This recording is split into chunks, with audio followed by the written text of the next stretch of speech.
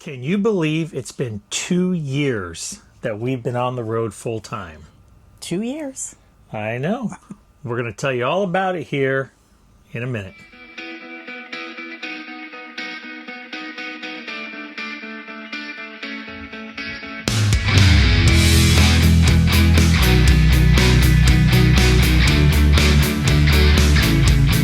Welcome back to the channel. For those of you guys that are new, I'm Kevin. I'm Larika. And we are Retired Road Tripping. Can you believe it's been 2 years that we've been full-time on the road? 2 years. I cannot believe it. Yes. Today is actually Saturday, May 24th when we're filming this, and our actual anniversary date for full-time life is May 25th, which is technically tomorrow, but we wanted to film this today so we could get the video out. And wow, it's been an amazing 2 years. Mm-hmm. Yes, we are actually here on the Oregon coast. Yes, real-time update. Real-time update. So we are on the Oregon coast, Yep. and boy, we are loving every minute of that. So yes, we cannot wait for those videos to come out. yeah, it'll be us being here and telling you that is a preview of what's to come. For those of you guys that have not been following our channel, or who are new to our channel, or who haven't gone back and watched all our videos from the beginning, we'll give you a brief recap of kind of how we started full-time life.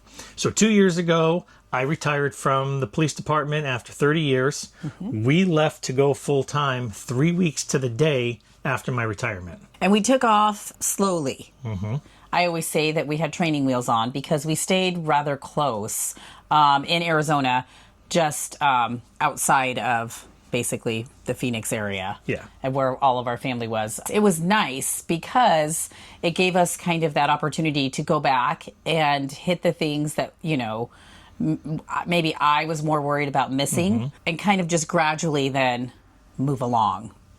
That's how I look at it. Yeah, Prescott Valley is only a little over 100 miles from where we used to live in Queen Creek, and it was super close. So we went full-time on a Thursday of Memorial Day weekend. We turned around and drove right back down the mountain 2 days later to spend Memorial Day with the family. Mm-hmm. After a week there, we went up to Flagstaff, just outside of Flagstaff, and we spent a month there in Happy Jack.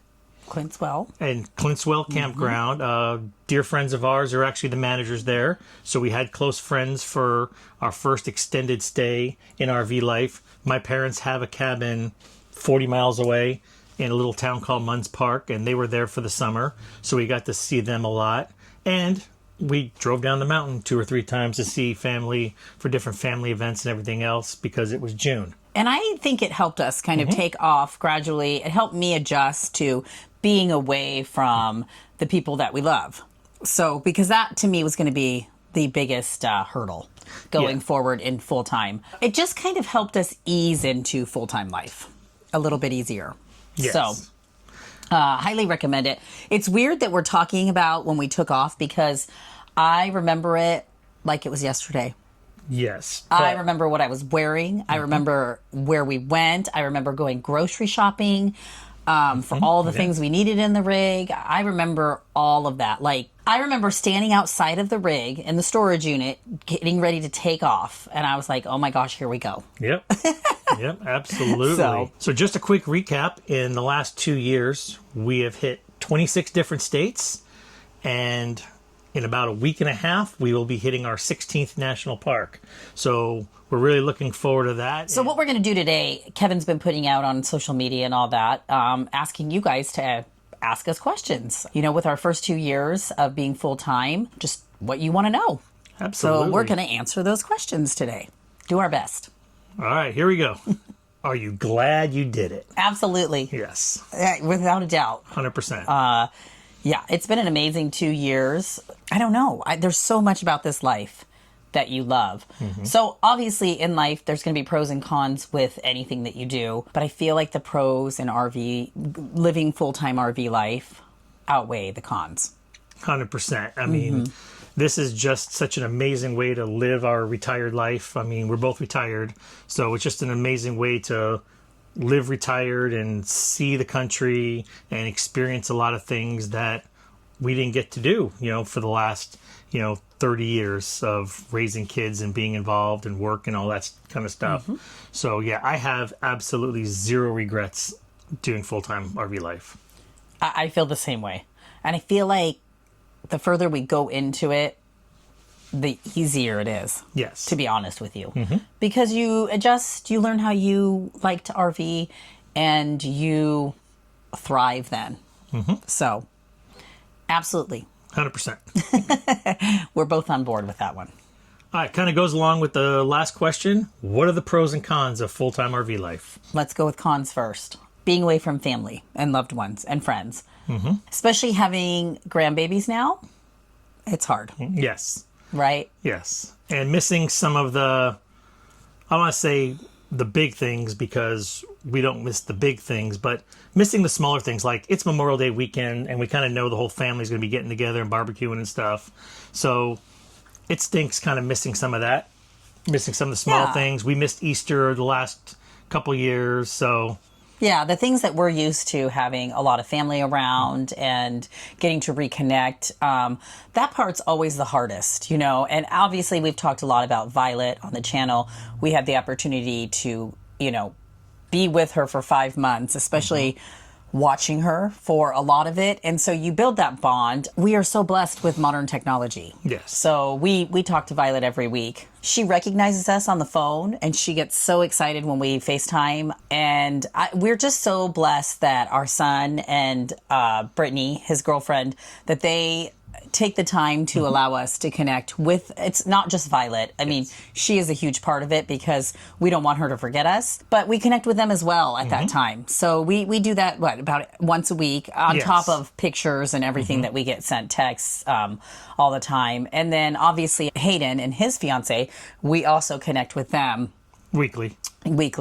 Even if that's just texting or whatnot. But with modern technology, you are able to connect a lot easier. Like, I just remember when I was in college and I went away, we had to pay for long distance phone calls. Only because I got in trouble because my mom was still paying, and for my phone bill because I didn't have a job because I was playing ball. And so, yeah. Kevin started paying the phone bill a little bit. Yeah, because we would talk too much, and it wasn't like it is now. So we there are blessings that go along with some of those cons. Any other cons for you? I know for me, sometimes I miss my own space. And we have a very large RV in RV land. Yes. And so I am able to just go into the bedroom or go into another room or go on a, outside or do my thing. But sometimes more for me, I think a little bit more independent, like where I just need my space.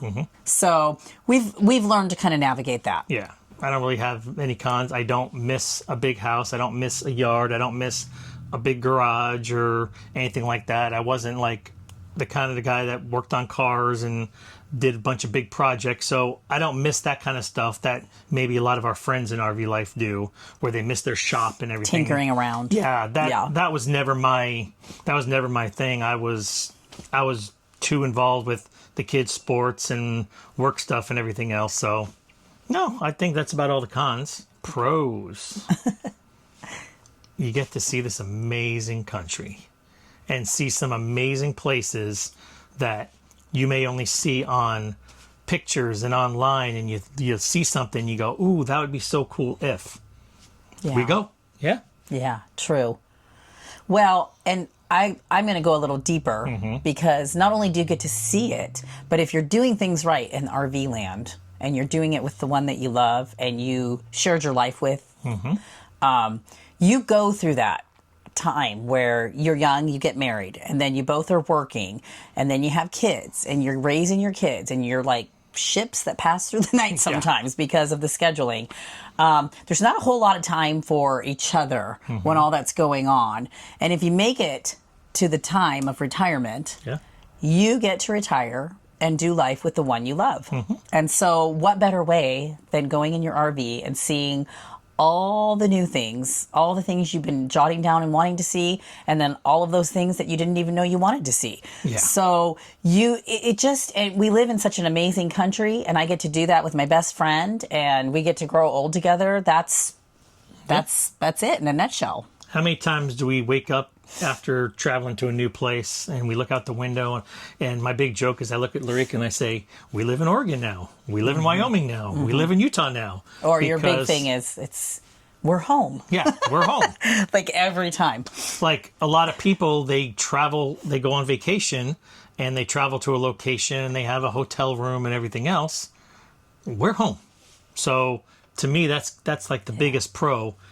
Traveling the country, seeing all these amazing places while I'm home. Yeah. So that's cool. The comforts of your space, your bed, your everything. So Yep. it is. It's amazing. All right. Next question. What did your first year of travel look like? Yeah, so besides everything that we already talked about with the first few months, we also had friends of ours traveling with us, the two RVs, and that's kind of how this whole thing started. Yeah, and then as we traveled together, plans changed, and we change, and it's just you and I. So, they have family, we have family, different obligations, and so they went their way, and we went our way, and it's all worked out. But it was very different in the beginning because we actually traveled with somebody. And we were traveling faster. Yes, that was the big thing about the first loop. Yeah, because when you're traveling with other people, you kind of have to make accommodations for what everybody else wants.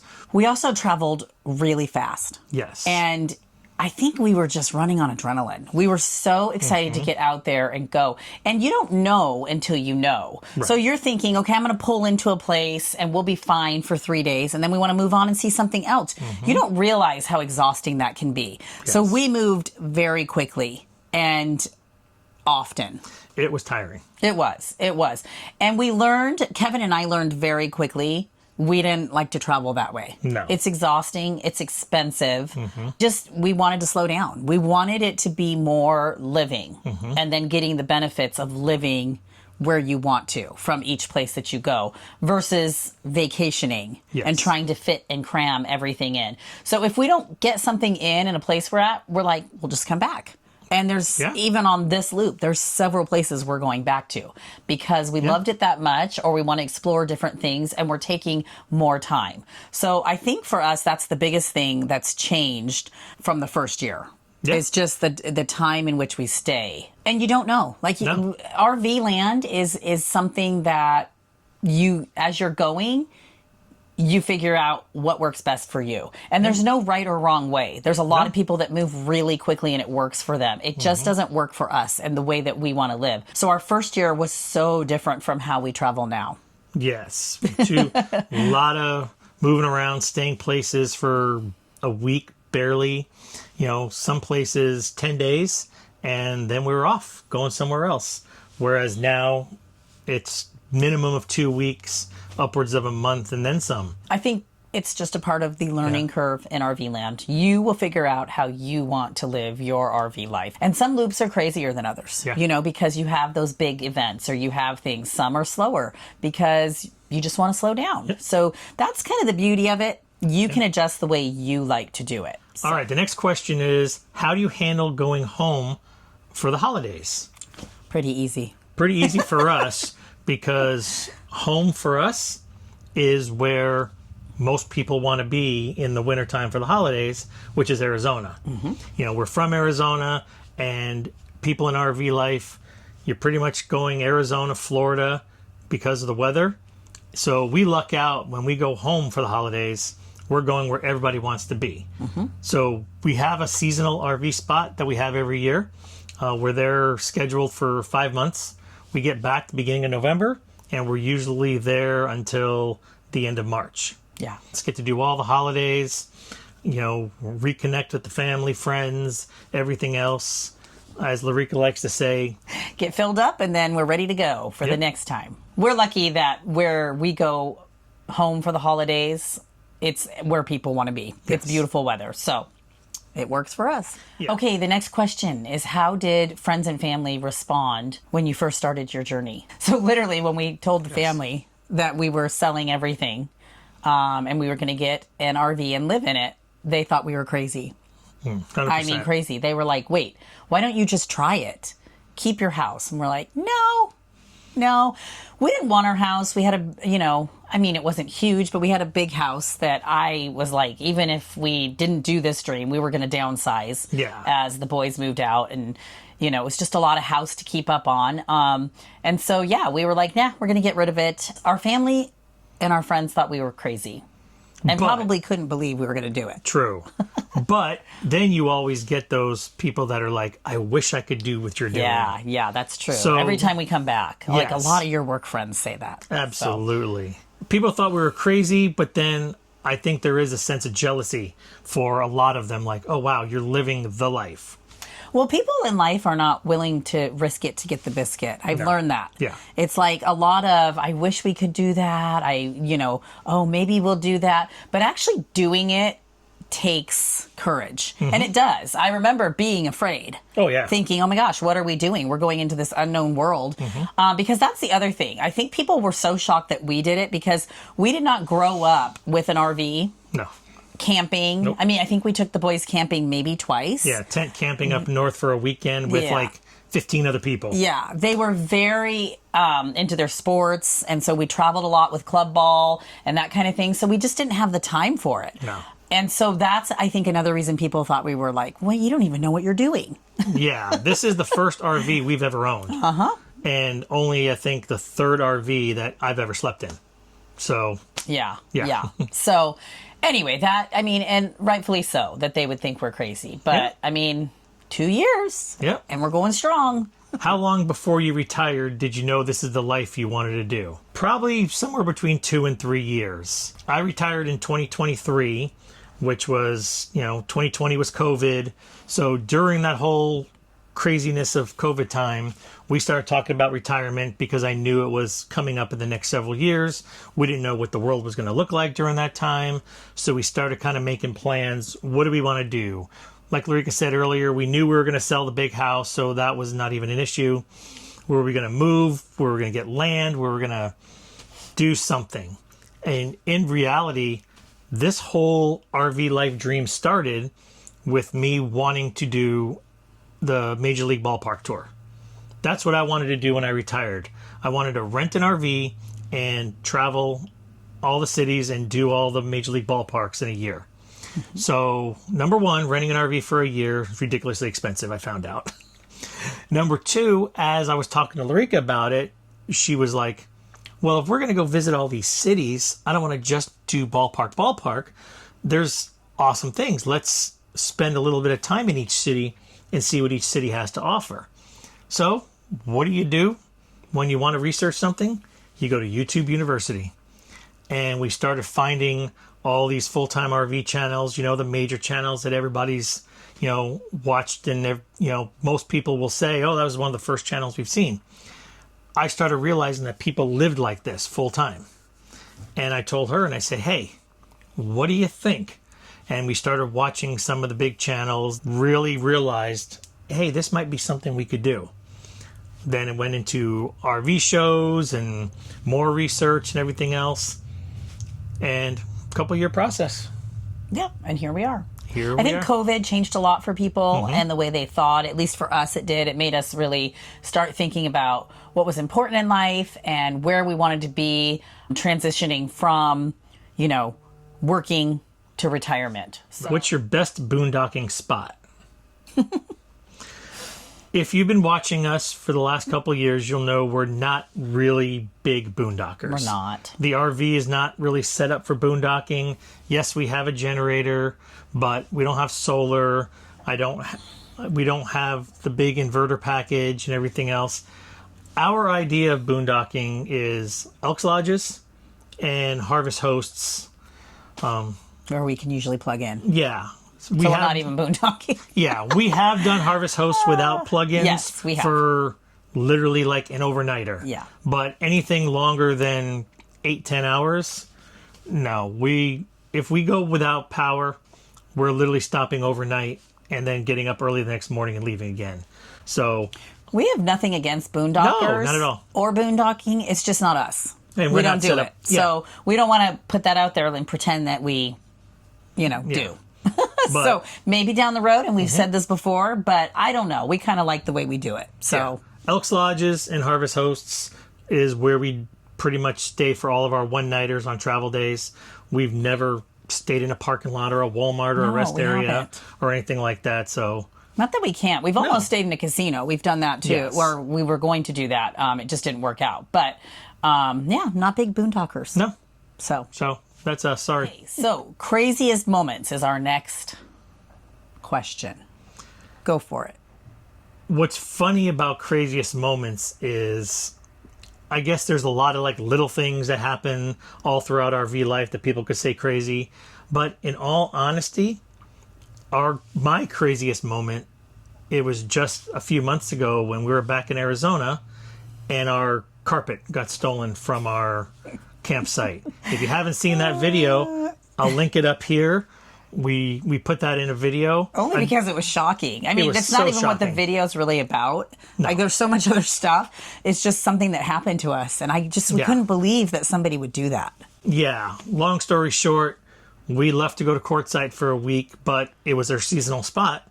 And the RV park staff basically said, yeah, you can leave your carpet or you can leave anything you want in your spot. It's your spot.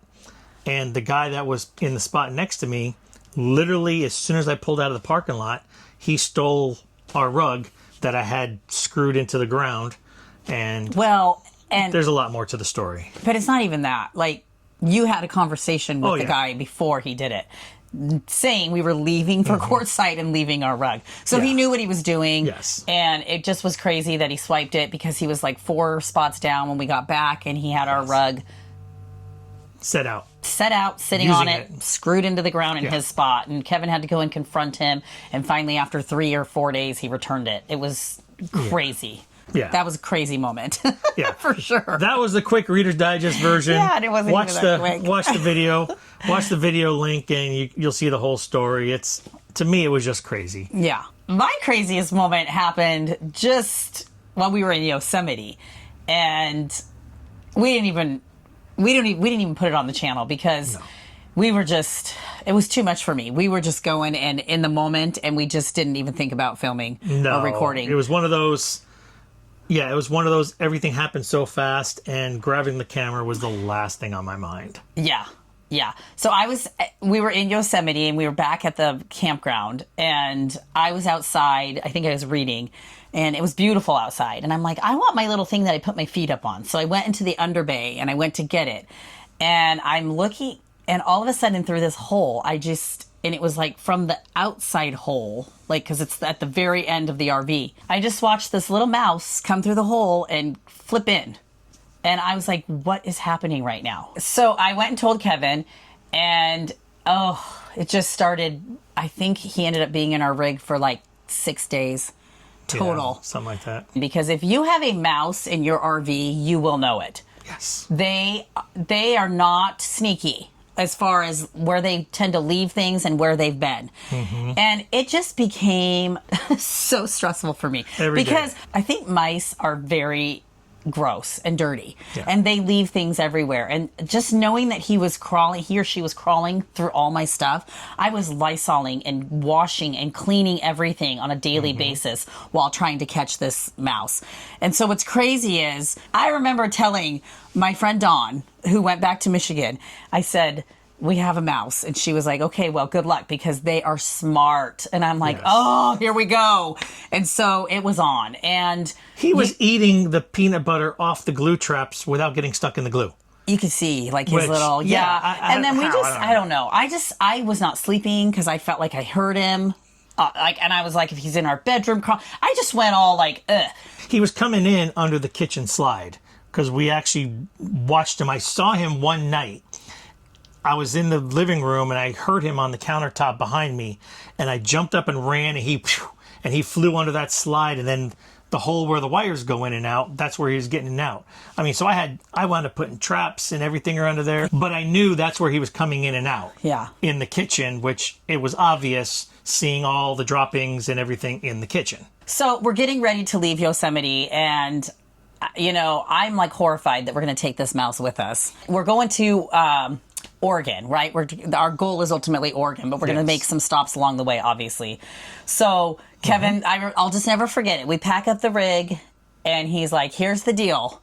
this mouse, he may come out because he's going to get jostled around. The house is about to move and go down the road. For 2 straight days. For 2 days. 2 days. So we stopped the first time, I think it was in Ukiah. Elks Lodge. At an Elks Lodge. No sign Ukiah, of him. California. No sign of him. And when we stop for just one night, we don't do everything, right? It's very basic. And so then we hook back up the next morning. We make our way to Brookings, Oregon, and shake it up. So what's crazy is we get to Brookings and we get in our spot, and Kevin's out there setting up, and he sees him in a place that I don't feel like he'd normally be, because obviously they're nocturnal and they'll go and sleep somewhere else where, they're not going to be. And he was in the front bay. The front bay again, which he had not been in since the time he came in. The whole time we had him, there was never a sign that he went back up front. No, you had there were things down in these bays, like the nibbles, the towels and stuff. Yeah, he'd shoot a towel in the back bay, but there was no sign he ever went back to the front bay, no droppings or anything. Mm-hmm. So I'm inside getting set up, and Kevin's like, "You got to get out here. The mouse is out here." And I'm like, "Oh my gosh, we're going to get him. We're going to get him out of this darn rig." And so Kevin puts on gloves. I had my work gloves. And he tells me, "You stand on the other side," because it's the pass-through. And he goes, "And if that thing comes, you do not let him get over that wall. You take the stick and knock him down. We needed to keep him in that bay." And he's like, "If I have to, I am grabbing him and just..." I will squeeze the life out of him if I had to. And I was thinking, wow, he is like...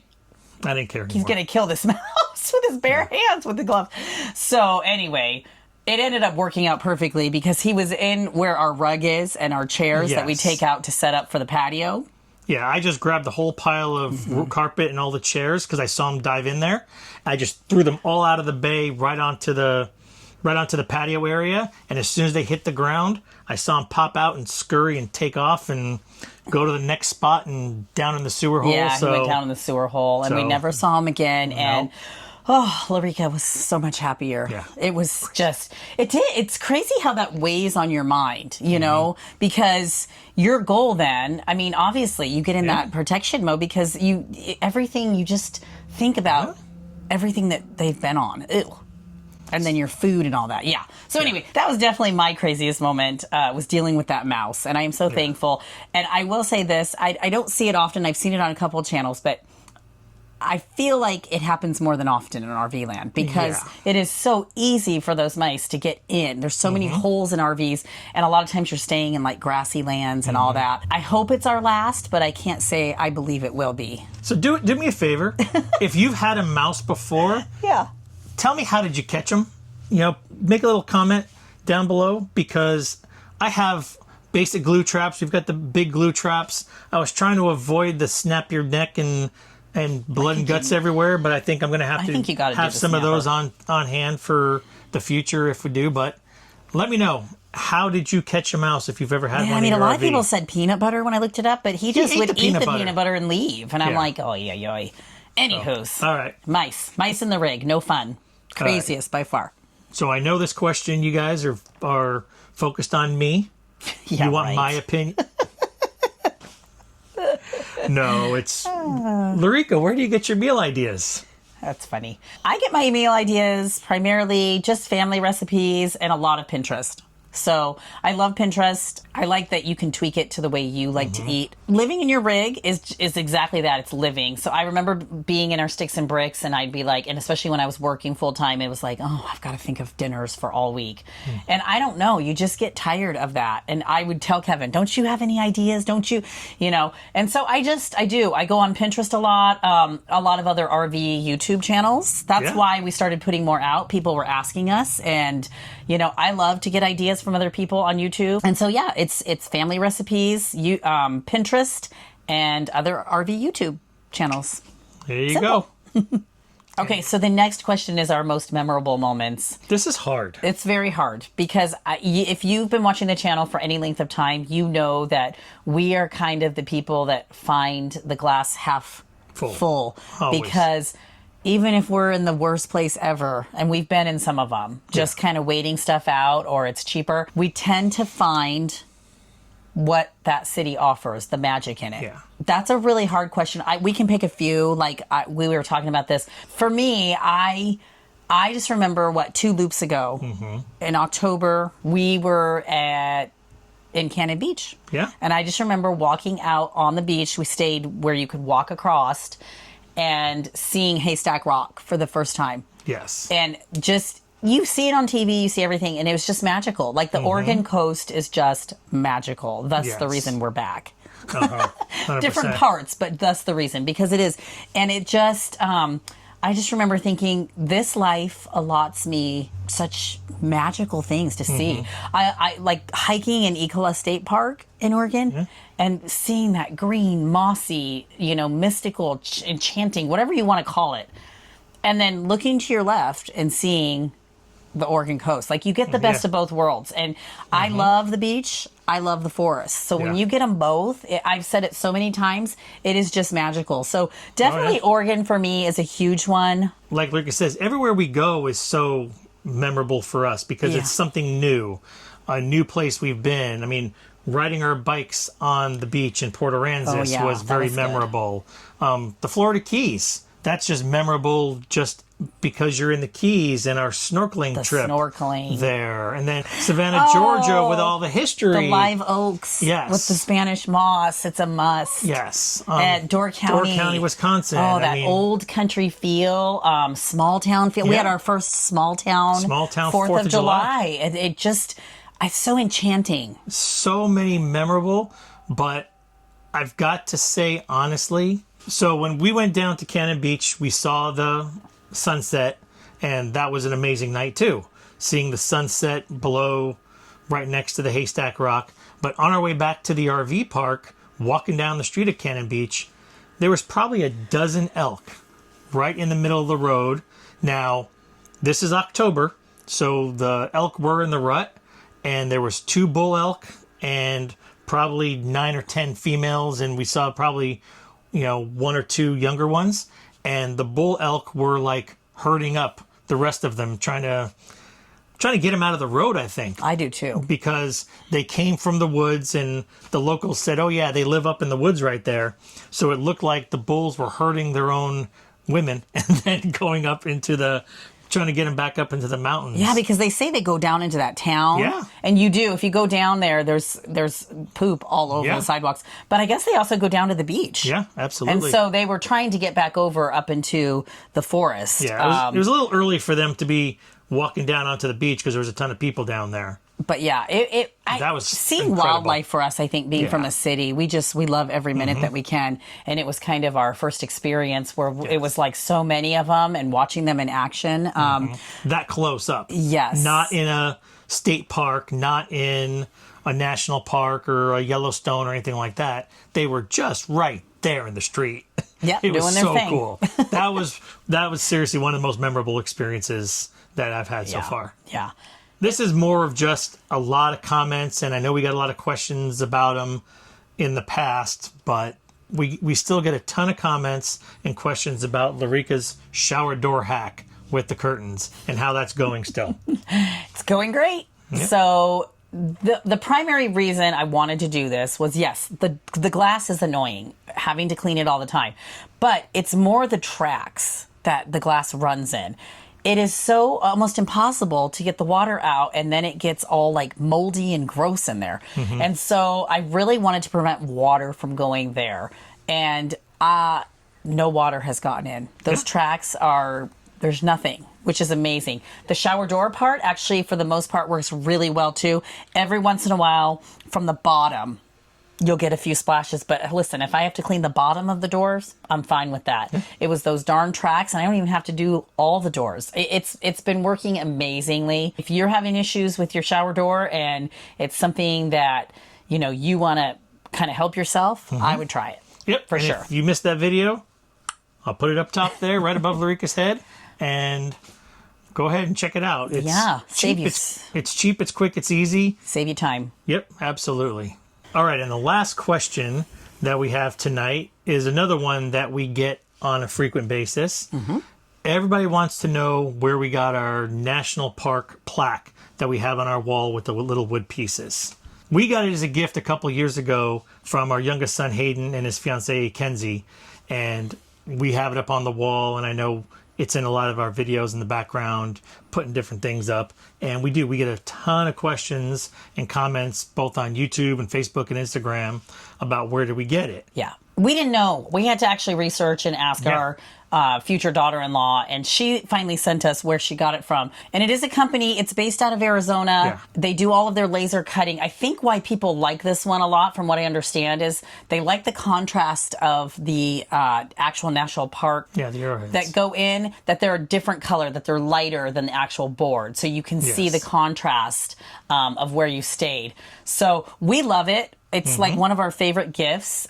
We love using it to mark off our national parks. And so Kevin actually contacted the company. Yep. And they are working on a discount code right now. Yes. As of today, it hasn't come through yet. The owner of the company emailed me back and said, yeah, sure, that's something we could probably do. I'll work on it and I'll let you know when it gets pushed through. Now, we don't get anything from it. No. We're not sponsored by them or anything. Like I said, our son and fiance, they actually paid for it. And I just reached out to them and just asked them for a discount code for you guys. So if it comes through, we'll put the discount code on Facebook and Instagram. So the name of the company is Blaze Design Company, and we'll put a link down below here, and we'll also put one down in the description. One thing I will say about that, it's amazing. It is heavier. Like we always talk about how our frames are super light, and we love that. It's got some weight to it. Yes. So just know that before you order it. Maybe look into it and see if that's something that you can do. We only hang it with command strips, though, and it hasn't moved once.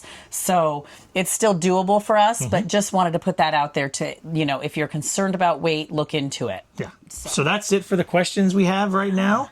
Yeah. I'm still in shock. It's been 2 years that we've been living this full-time RV life, and there's no end in sight for us. No. We love it too much.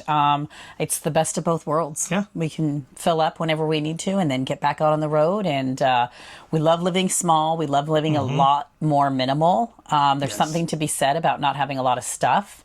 And you still get to have your stuff. Yeah, that means the most to you. So we love it, and we wouldn't have it any other way. We say it all the time. We are so blessed. And we just want to thank you guys for asking questions, for commenting, for if you've subscribed and you are one of our subscribers, we thank you so much. It means the world to us.